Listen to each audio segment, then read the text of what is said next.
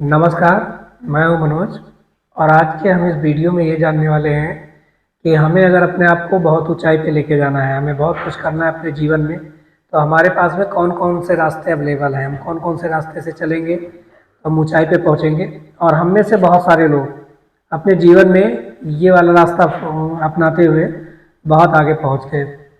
बहुत सारे लोगों को हमारे लोगों के बीच बीच में से बहुत सारे लोगों को चीज़ों का मतलब ही नहीं पता रहता है। वो चीज़ों का केवल एक मतलब जानते हैं और मतलब जानते ही नहीं हैं। तो आज हम उन चीज़ों को पता करते हैं, उन चीज़ों को जानते हैं, उन चीज़ों के बारे में जानते हैं जो हमें अपने जीवन में बहुत ऊंचाई तक ले जा सकती है। हमें अपने जीवन में, अपने करियर में अच्छा काम करने के लिए, अपनी आजीविका को अच्छे से चलाने के लिए बहुत सारे रास्ते हैं। वो रास्ते कौन कौन से हैं? वो रास्ते 3 हैं।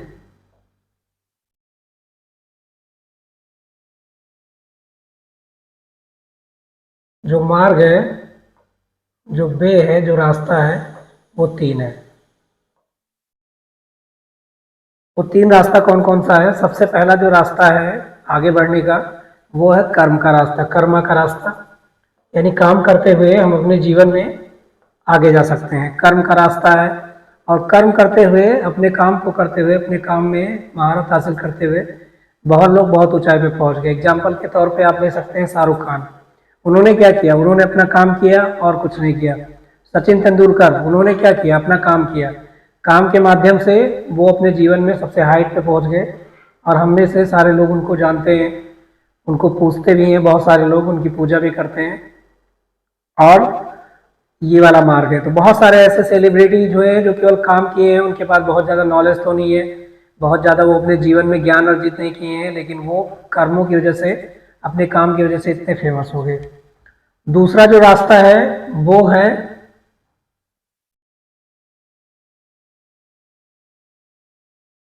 नॉलेज का। यानी कि ये क्या है? ज्ञान। ज्ञान की वजह से ये सबसे ताकतवर है। जितनी जो तीनों चीज़ें हैं उनमें ये सबसे ताकतवर है और ये ज्ञान का रास्ता है। ज्ञान को अर्जित किए हुए, करते हुए लोग बहुत ऊंचाई पे पहुंच गए, बहुत सारा ज्ञान अर्जित किए। और अपने से कम ज्ञान वाले लोगों से, कम जानकारी वाले लोगों से लोग बहुत आगे निकल गए। इसके भी बहुत सारे एग्जाम्पल हमारे बीच में मौजूद हैं। जैसे अल्बर्ट आइंस्टीन, इन्होंने क्या किया? ज्ञान अर्जित किया और ज्ञान ज्ञान के मार्ग पे चलकर इन्होंने अपने जीवन में बहुत बहुत उपलब्धियां हासिल की और फिजिक्स के बहुत सारे फार्मूले दे दिए, बहुत सारे नियम दे दिए जो हमारे दैनिक जीवन में काम आते हैं। आइजैक न्यूटन, बहुत सारे ऐसे साइंटिस्ट हुए जिनको हम लोग ज्ञान के मार्ग से जानते हैं। ज्ञान, हमारे समाज में बहुत सारे लोग ये सोचते हैं कि ज्ञान से ही सब कुछ होगा, ऐसा नहीं है। ज्ञान अगर काम में, अगर ज्ञान लगाया जाए तो जो ग्रोथ होती है वो डबल हो जाती है, बढ़ जाती है, डबल तिबल हो जाती है, उसकी कोई लिमिट नहीं है। और अभी तक जो सबसे ताकतवर चीज़ है वो नॉलेज है। और जो तीसरी चीज़ है वो है भक्ति। अब बहुत सारे लोग ये बोलेंगे कि भक्ति से क्या लेना देना, भक्ति करके क्या मिलेगा? भक्ति करके हमें दौलत मिल जाएगी, भक्ति करके हमें शोहरत मिल जाएगी, भक्ति करके हमें बहुत सारी चीज़ें मिल जाएगी। बहुत सारे लोग इसको मोक्ष से जोड़ते हैं कि भक्ति वो लोग करते हैं जिनको अपने जीवन में मोक्ष प्राप्त करना होता है। अब हम में से बहुत सारे लोग ऐसे होते हैं जो ना तो अगले जन्म को मानते हैं, ना तो ईश्वर को मानते हैं। तो क्या उनके लिए भक्ति जरूरी है? तो इसका जवाब है कि हाँ, उनके लिए। आज हम इसी भक्ति के बारे में जानते हैं कि वास्तव में जो भक्ति शब्द है इसका वास्तविक मतलब क्या होता है। और अपने जीवन में हम में से सब लोग कभी ना कभी भक्ति करेंगे या कर रहे होंगे या करने वाले होंगे। और भक्ति का जो रास्ता है ये सबसे सस्ता रास्ता है। कर्मों का जो रास्ता है वो बहुत कठिन है, क्योंकि काम करना बहुत मुश्किल काम है, इतना आसान नहीं है। जो ज्ञान का रास्ता है वो भी बहुत आसान नहीं है, बहुत मुश्किल नहीं है। उसमें शारीरिक मेहनत तो कम लगती है, लेकिन मानसिक मेहनत बहुत ज़्यादा लगती है। और बहुत लोगों के पास में जब IQ लेवल बहुत कम होता है तो वो लोग उतना ज्ञान अर्जित नहीं कर पाते हैं जितना उनको करना चाहिए। लेकिन जो भक्ति का रास्ता है ये बहुत आसान है और ये हमें उतनी ऊंचाई पर लेके जाएगा जितनी ऊंचाई पे ये कर्म वाले रास्ते लेके जाते हैं, और जितनी ऊंचाई पे हमें ये धर्म वाले रास्ते, माफ कीजिएगा, जितने ऊंचाई पे नॉलेज वाले, ज्ञान वाला रास्ता जितनी ऊंचाई पे हमको लेके जाता है, उतनी ही ऊंचाई पे भक्ति वाला रास्ता। और ये बहुत आसान है, बहुत सस्ता है, इतना ज़्यादा मुश्किल नहीं है। बस हमें कुछ ही चीज़ें आनी चाहिए। अब हम समझते हैं कि जो भक्ति वर्ड है, जिसको हम लोग केवल ये जानते हैं कि इसका मतलब होता है कि भगवान की प्राप्ति करना और मोक्ष की प्राप्ति करना। और किसी भक्ति। तो इसका वास्तविक मतलब क्या होता है ये हम समझते हैं तो हमें समझ में आ जाएगा कि भक्ति का वास्तविक मतलब क्या होता है।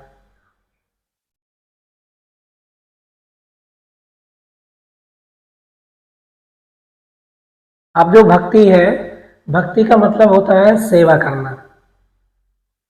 अब हम में से कितने सारे लोग हैं, जो हमारे बच्चे हैं, जो नई पीढ़ी है, वो इसलिए पढ़ाई लिखाई कर रही है, इसलिए काम कर रही है कि आने वाले दिनों में जो आने वाला जीवन है उसमें वो लोग सेवा करेंगे। अब सेवा, सेवा का मतलब क्या होता है, यानी कि सर्विस या नौकरी, नौकरी करेंगे। और इसका भक्ति का वास्तविक मतलब यही होता है और कुछ नहीं होता। तो हम में से जितने भी लोग हैं वो किसी न किसी भी में सेवा करते हैं, सेवा करने का काम करते हैं, और सेवा करते करते वो लोग आगे बढ़ते हैं। तो जो सेवा का रास्ता है, जो सेवा करने का रास्ता है, बहुत ही आसान है। और सेवा करने में हमें किसी चीज़ की ज़रूरत नहीं पड़ती, हमें अपने आप की ज़रूरत है। ना ज़्यादा हमें शारीरिक मेहनत करने की ज़रूरत है, और ना हमें बहुत ज़्यादा मानसिक मेहनत की ज़रूरत है, ना बहुत ज़्यादा ज्ञान की ज़रूरत है यहाँ पे, ना हमें बहुत ज़्यादा काम की ज़रूरत है, ना ज़्यादा काम की ज़रूरत है, ना ज्ञान की ज़रूरत है। अब ये बात ये होती है कि आप किस चीज़ की सेवा करेंगे। ये डिपेंड करता है कि आप किस टाइप की सेवा करना चाहते हैं। वो सेवा किस टाइप की होगी। मान लीजिए कोई आदमी सेंट्रल गवर्नमेंट में सेवा करना चाहता है, सेंट्रल गवर्नमेंट की नौकरी, आजकल का जो युवा पीढ़ी है, बहुत सारे लोग नौकरी करना चाहते हैं। और नौकरी करना इसलिए चाहते हैं कि जो ये सेवा है, ये जो भक्ति है, इसका रिजल्ट उनको तुरंत मिलता है। रिजल्ट मिलने का मतलब क्या है, जब वो काम करेंगे तो उनको पैसा मिलेगा। और पैसा कैसे मिलेगा, टाइम से मिलेगा। अब बहुत सारे लोग ये बोलते हैं कि जो गवर्नमेंट कर्मचारी होते हैं, चाहे वो सेंट्रल गवर्नमेंट के हो, चाहे वो स्टेट गवर्नमेंट को, उनको बोलते हैं कि वो जनता के नौकर हैं। तो ये बात बिल्कुल गलत है। वो जनता के नौकर नहीं है, वो सरकार के नौकर हैं। और जैसा उनसे सरकार बोलती है वैसा वो लोग काम करते हैं। बहुत लोग ये बोलते हैं कि आप जनता के नौकर हैं, जनता के नौकर की तरह काम करिए। कोई भी सरकारी कर्मचारी जनता का कहना नहीं मानता। जनता तो बहुत कुछ बोलती है, वो सरकार के कर्मचारी होते हैं, सरकार के लोग होते हैं, सरकार की नौकरी करने वाले, सरकार को सेवा देने वाले लोग होते हैं, और सरकार ही उनको पैसे देती है। अब जो स्टेट गवर्नमेंट है, स्टेट गवर्नमेंट में क्या है कि कैसी सेवा करना चाहते हैं। अगर कोई राज्य सरकार में नौकरी करता है, बहुत सारी राज्य सरकारें ऐसी है जो टाइम से उनके काम के बदले में जो उनका मेहनताना होता है, जो उनकी सैलरी होता है, जो उनका वेतन होता है, वो नहीं दे पाते हैं। और सेंट्रल गवर्नमेंट की अपेक्षा क्या होता है, जो राज्य सरकारों की सैलरी होती है वो थोड़ी कम होती है, क्योंकि सेंट्रल गवर्नमेंट के पास में पैसे ज़्यादा हैं। अब जिस चीज़ की, अब अगर बड़े लोगों की सेवा करेंगे, बड़ी चीज़ों की सेवा करेंगे, तो आपको ज़्यादा आमदनी होगी, आपको ज़्यादा फायदा मिलेगा। जो आपके पास जो आएगा वो चीज़ ज़्यादा फायदा होगा। अगर आप उससे छोटे चीज़ों की अगर सेवा करेंगे तो आपके साथ, अब यही सेवा जो आप नौकरी करने के लिए लगाते हैं, आप पुअर पीपल की, जो असहाय लोग हैं, गरीब होने का मतलब ये नहीं होता है केवल पैसे के रिस्पेक्ट में इसको नहीं लेते हैं। जो असहाय लोग हैं, जो कुछ काम नहीं कर सकते, जो वृद्ध लोग हैं, आप उनकी सेवा करेंगे। तो अगर आप सेवा करेंगे तो उसके बदले में आपको कुछ ना कुछ मिलेगा। अब जो गवर्नमेंट जॉब है उनमें क्या है, डायरेक्ट आपको सैलरी मिल जाती है। लेकिन यहीं पे जो गरीब लोग हैं, अगर इनकी सेवा करेंगे पूर्व में, तो भी ये कुछ देंगे। अगर कुछ नहीं दे पाए तो ये दुआ देंगे, दुआएं देंगे बहुत सारी। अपने अंदर से ये कोशिश करेंगे कि भगवान आपको बहुत आगे रखें। आशाएं पीपल है, बहुत सारे लोगों ने सेवा करना स्टार्ट भी किया, लेकिन उसको लोग गलत वे में लेके जाए। जैसे वृद्धाश्रम, बहुत सारे लोगों ने, बहुत सारी संस्थाओं ने वृद्धाश्रम खोले। वृद्धाश्रम उनके लिए होते हैं जिनके बेटे नहीं है, जिन माँ बाप के पास में बेटे नहीं है, उनके लिए होते हैं। लेकिन जिनके पास में बेटे थे, जिनके पास में बेटियां थीं, उन लोगों ने अपने माँ बाप को वृद्धाश्रम में छोड़ दिया। आजकल के वृद्धाश्रम में बहुत कम ऐसे माँ बाप मिलेंगे जिनके पास में बेटे नहीं हैं। उनके लिए अनाथ आश्रम, बहुत सारे लोग सेवा ऐसे करते हैं। उनमें क्या है कि पता है, लोगों को मालूम है कि इनके माँ बाप कौन है। और बहुत सारी संतानें ऐसे होती हैं जो शादी के पहले पैदा हो जाती हैं, तो उनके माँ बाप का तो पता है लोगों को, लेकिन उनको भी क्या करते हैं, अनाथ आश्रम में लोग छोड़ देते हैं। वो अनाथ आश्रम उनके लिए नहीं है, उनके लिए जिनके माँ बाप पैदा होने के बाद में, जिनके माँ बाप नहीं रहे, उनका सहारा होता है अनाथ आश्रम।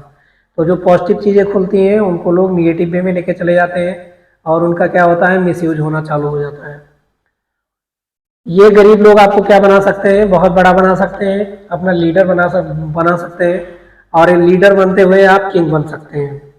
तो इनके अंदर बहुत ताकत है। बहुत सारे लोग ये सोचते हैं कि हम इन गरीबों की सेवा क्यों करें, हम छोटे लोगों की सेवा क्या करें, इनसे में क्या मिलेगा।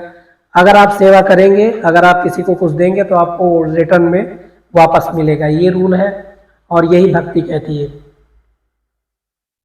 फ्री में काम करोगे अगर किसी के लिए, तो कहीं ना कहीं किसी ना किसी भी में आपके पास में वो चीज़ लौट के जरूर आएगी। ऐसा नहीं है कि अगर आप फ्री में काम कर रहे हैं तो आपको कुछ नहीं मिलेगा। बशर्ते बात ये है कि अगर जो लोग आपके काम की वजह से अगर पैसे कमा रहे हैं, धन अर्जित कर रहे हैं, तो आपको वहाँ पे पैसा लेना बहुत ज़रूरी है। वहाँ पे अगर लोग बोलते हैं कि आप फ्री में काम करिए, तो वास्तव में वो लोग गलत हैं जो आपको बोलते हैं कि आप फ्री में काम करिए।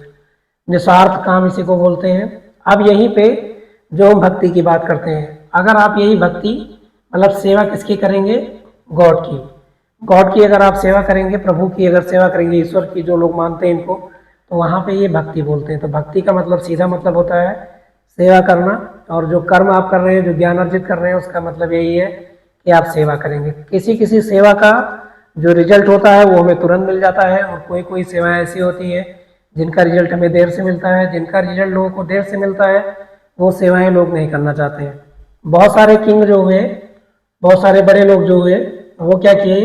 वो भक्ति मार्ग पे निकल लिए, मतलब भक्ति मार्ग पे चल दिए। तो उनका पर्पस क्या था?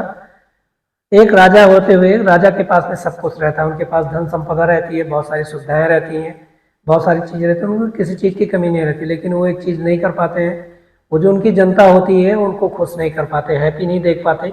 और जब वो ये भक्ति वाले मार्ग पे निकल लेते हैं, हैप्पी नहीं कर पाते, तो बहुत सारे लोगों को जो बहुत आशाएं हैं, जिनके पास में उतनी धन संपदाएं तो नहीं है, उनको मानसिक रूप से बहुत खुश कर देते हैं, उनको क्या कर देते हैं? सेटिस्फाई कर देते हैं। तो ये भक्ति मार्ग है।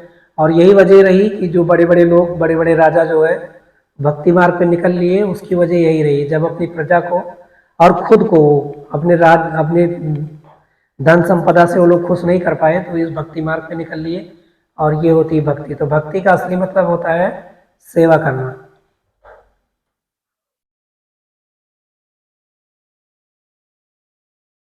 अब इस भक्ति के कुछ पैरामीटर होते हैं। ऐसा नहीं है कि आप भक्ति करने लग जाएंगे और उसका कोई पैरामीटर नहीं रहेगा। तो ये पैरामीटर आपको भक्ति करने के लिए, सेवा करने के लिए फॉलो करना पड़ेगा। जैसे है डेडिकेशन, इसका मतलब होता है समर्पण। अगर आपके सेवा में समर्पण नहीं है, पूरी तरीके से आप अपने आप को उसमें नहीं लगा पा रहे हैं, तो ये आपकी भक्ति जो है वो किसी काम की नहीं है। तो भक्ति में डेडिकेशन का होना बहुत ज़रूरी है, समर्पण का होना बहुत ज़रूरी है। अगली चीज़ है जो लव, यानी प्रेम का होना बहुत ज़रूरी है। अगर आप अपने जो भी काम कर रहे हैं, जो भी सेवा कर रहे हैं, उसके लिए आपके पास में आपका लगाव नहीं है उसके प्रति, तो आपकी वो सेवा बेकार जाएगी, वो सेवा करने का कोई फायदा नहीं होगा। बहुत सारे लोग क्या करते हैं, जब सेवा करते हैं तो सबसे पहले क्या तलाशते हैं कि हमें इससे मिलेगा क्या। जब आप कोई काम करेंगे तो आपको जरूर कुछ ना कुछ मिलेगा, ऐसा नहीं है कि कुछ नहीं मिलेगा। तो वहाँ पे अपने काम के साथ में या जो भी आप सेवा कर रहे हैं उसके साथ में लव होना चाहिए, प्रेम होना चाहिए। बहुत सारे इस प्रेम के एग्जाम्पल हमें हमारे समाज में मिलते हैं। अभी जो ब्लू ड्रम का प्रचलन चल रहा था, लोग ब्लू ड्रम से डर रहे थे इसको देखते हुए, और बहुत सारी इसके लिए रील, बहुत सारी मीमीज, बहुत सारी स्टोरी जो है बनी, लोग ब्लू ड्रम से डरने लगे। यानी ये लोग प्रेम की भावना तो रखते हैं, लेकिन लोग क्या करते हैं, लोगों को काट के इसके अंदर रख देते हैं। बहुत सारे लोगों का और बहुत सारे एग्जाम्पल मिले, बहुत सारे लोगों ने बहुत सारे लोगों को खाई में धकेल दिया। तो इस चीज़ की क्या कमी है? वो लव जो है दिखावा है, वो डेडिकेशन जो है दिखावा है। अगली चीज़ क्या है? ट्रूथनेस होनी चाहिए इसमें। अगर आपकी सेवा में सच्चाई नहीं है, ट्रूथनेस नहीं है, तो आपकी सेवा जो होगी, जो आपकी सर्विस होगी, जो आपकी सेवा होगी, जो आपकी भक्ति होगी, उसका क्या होगा? वो फेल हो जाएगी। अगला है सद्भावना। सद्भावना का मतलब होता है कि सभी लोगों के समान एक जैसा व्यवहार, चाहे वो कोई एनिमल हो, चाहे वो नेचर हो, चाहे आपके समाज में रहने वाले लोग हों, चाहे वो आपसे छोटे हों, चाहे आपके बड़े हों, चाहे कोई भी हो, उनसे सद्भावना की भावना, मतलब सद्भाव मतलब एक जैसा भावना। तो ये इसके पैरामीटर है भक्ति करने के। तभी जो आप सेवा करेंगे तभी वो सफल होगी, अदरवाइज सफल नहीं होगी।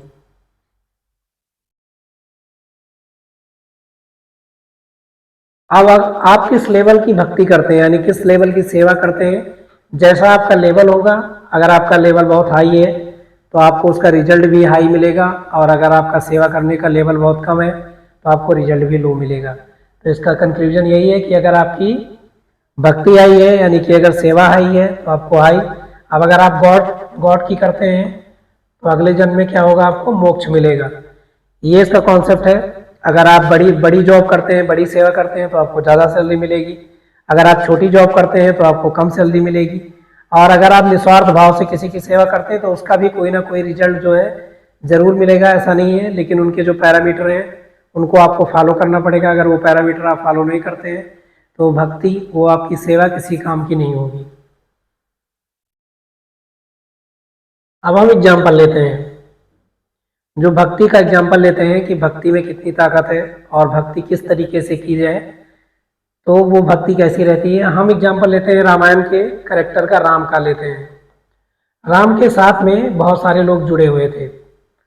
राम के साथ में उनके माता पिता थे, उनकी माताएं थी, उनकी भक्ति उनके लिए अलग थी, उनकी सेवा अलग थी। उनके जो पिता थे उनको क्या चाहिए था, सन चाहिए था, पुत्र चाहिए था, और उनको पुत्र मिला और पुत्र के साथ में पिता भी खत्म हो गए। उनकी भक्ति यही थी, उनकी चाह थी, जो राम को चाहने की चाह थी, जो प्रभु को चाहने की चाह थी, उनकी यही थी।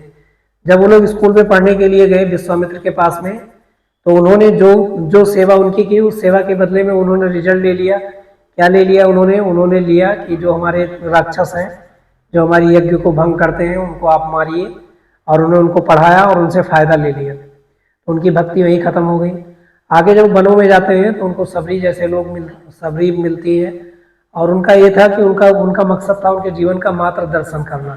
उन्होंने उनका दर्शन किया और उस दर्शन के माध्यम से उन्होंने मोक्ष की प्राप्ति की, और वो भी अपनी भक्ति की वजह से उन दिन पर दिन उनकी प्रतीक्षा करती थी। और उनके जो गांव के बच्चे थे, बहुत सारे लोग थे, चिढ़ाते थे कि राम कभी नहीं आएंगे, नहीं आने वाले हैं, आप गलत फूल बिछा रही हैं।